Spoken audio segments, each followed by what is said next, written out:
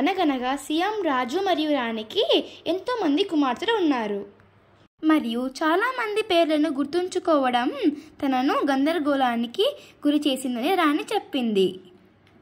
ఒకరోజు రాజు వారిని జనవరి, ఫిబ్రవరి, మార్చ్ అని పిలవాలని నిర్ణయించుకున్నాడు.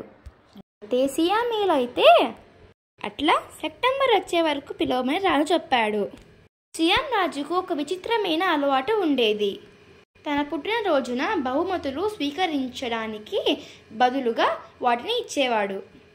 ఒక సంవత్సరం తన పుట్టినరోజు నాడు గత్యంతరం లేని కారణంగా అతను తన ప్రతి కుమార్తెకు బంగారు పంజరంలో ఒక ఆకుపచ్చ చిలుకను ఇచ్చాడు.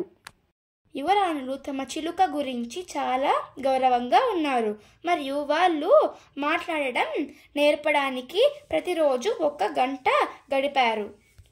ప్రస్తుతం చిలకలన్నీ గాడ్ సేవ్ ద కింగ్ అని చెప్పగలవు మరియు వాటిలో కొన్ని చిలకలు ప్రిటీ పాలీ అని 7 ఓరియంటల్ భాషలో చెప్పగలవు. కానీ ఒకరోజు ప్రిన్సెస్ సెప్టెంబర్ తన చిలుకకు గుడ్ మార్నింగ్ చెప్పడానికి వచ్చినప్పుడు ఆమె దాని బంగారు పంజరం దిగువన చనిపోయిందని ఆమె కన్నీళ్ల వరదలో మునిగిపోయింది. ఆమె మేట్స్ ఆఫ్ ఆనర్ చెప్పగలిగేది ఆమెను ఓదార్చలేడు. ప్రిన్సెస్ సెప్టెంబర్ చాలా ఏడ్చింది.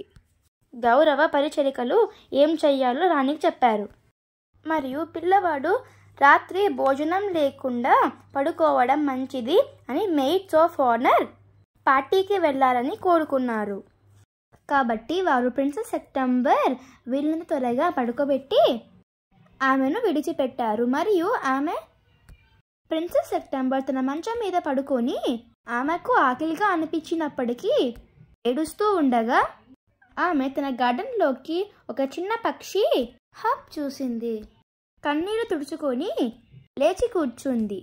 అప్పుడు ఆ చిన్న పక్షి పాడడం ప్రారంభించింది మరియు అతను కింగ్స్ గార్డెన్లోని సరస్సు గురించి మరియు నీటిలో తమను తమే విల్లో చెట్ల గురించి మరియు దానిలో ప్రతిబింబ్ కొమ్మల లోపలికి మరియు పారిపోతున్న అందమైన పాటను పాడింది.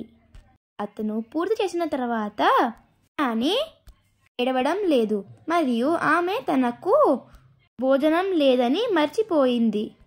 ఇది చాలా మంచి పాట అని చెప్పింది. చిన్న పక్షి ఆమెకు విల్లు ఇచ్చింది. మీ చిలుక స్థానంలో నన్ను చూడడానికి మీరు శ్రద్ధ వహిస్తారా? ఆడు చిన్న పక్షి. నేను చూడడానికి చాలా అందంగా లేను అన్నది నిజం, కానీ మరోవైపుకు చాలా మంచి వాయిస్ ఉంది. ప్రిన్సెస్ సెప్టెంబర్ ఆనందంతో ఆమె మంచం చివరి వెళ్ళి ఆమెను నిద్రించడానికి పాడింది. ఇలా ప్రిన్సెస్ సెప్టెంబర్ మరియు చిలక మంచి స్నేహితులుగా మారారు.